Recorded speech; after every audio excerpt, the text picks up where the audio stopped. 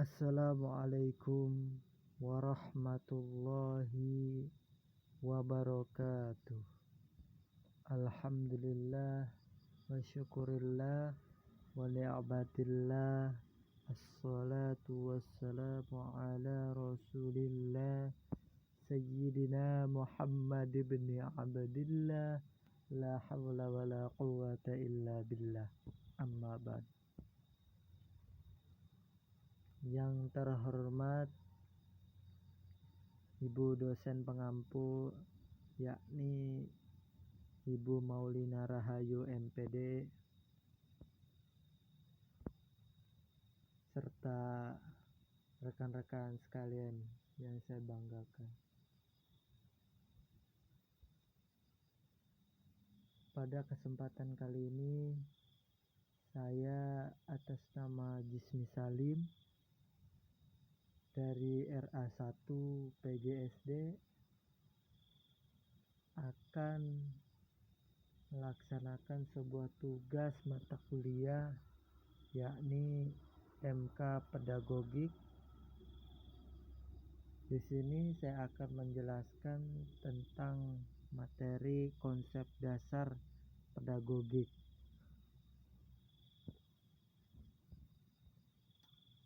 Nah, langsung kita mulai ke pembahasan. Yang pertama, A. Definisi pedagogik.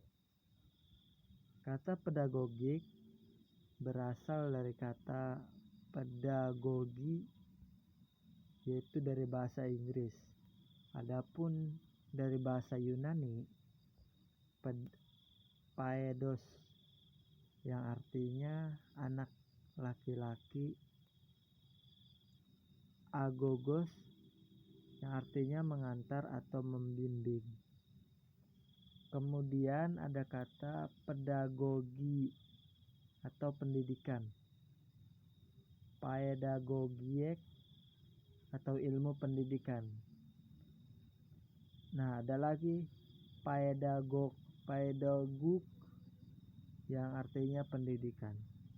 Pedagogik berarti membantu anak laki-laki pada zaman Yunani kuno yang pekerjaannya mengantar anak-anak majikannya ke sekolah. Jadi arti dari pedagogik yaitu membantu anak laki-laki pada zaman Yunani kuno yang pekerjaannya mengantar anak-anak majikannya ke sekolah. Gitu.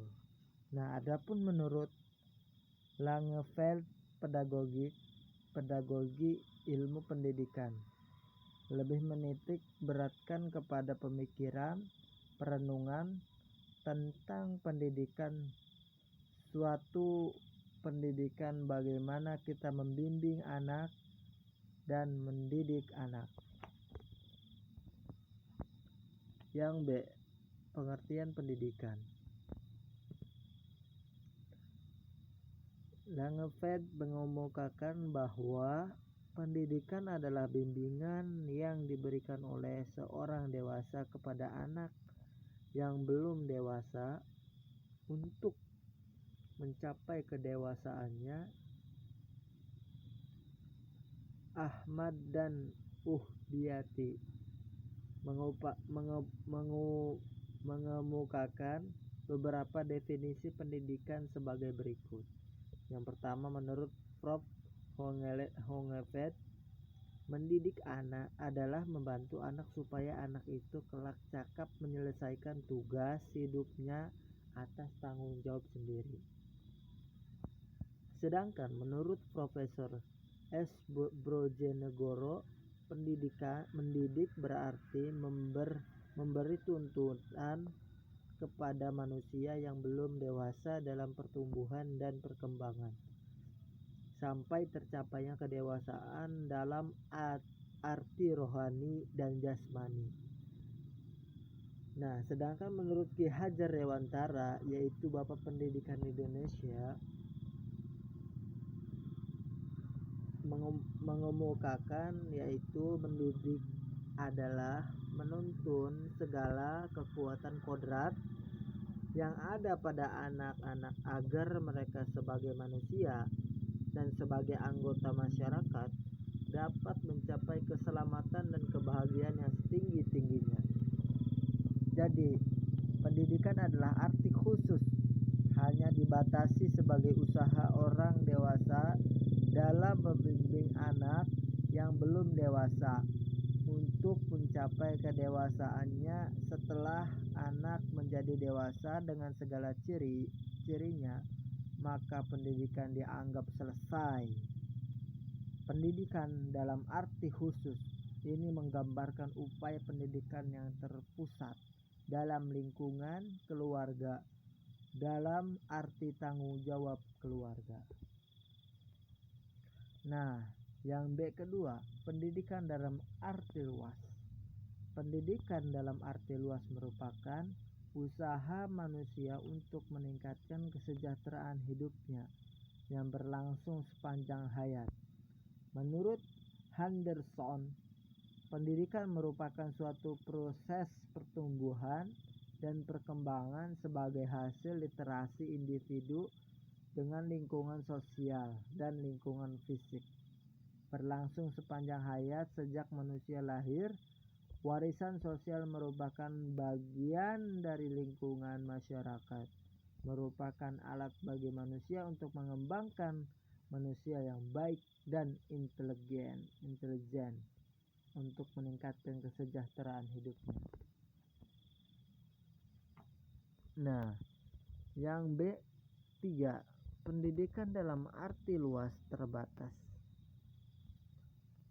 Pengertian pendidikan dalam arti luas terbatas adalah usaha sadar yang dilakukan oleh keluarga, masyarakat, dan pemerintah melalui kegiatan bimbingan pengajaran dan latihan yang berlangsung di sekolah dan di luar sekolah sepanjang hayat untuk mempersiapkan peserta didik agar dapat memainkan peranan dalam berbagai lingkungan hidup secara tepat di masa yang akan datang. Nah, adapun yang B4, mendidik, mengajar, dan melatih. Pendidikan pada hakikatnya mengandung tiga unsur, yaitu mendidik, mengajar, dan melatih. Ketiga hal tersebut memiliki pengertian yang berbeda-beda. Mendidik, menurut Darji Darmondiharjo, menunjukkan usaha yang lebih ditunjukkan kepada pengembangan budi pekerti, hati nurani, semangat, kecintaan, rasa kesulitan, ketakwaan, dan lain-lain. Mengajar berarti memberikan pendidikan, memberi pelajaran tentang berbagi ilmu yang bermanfaat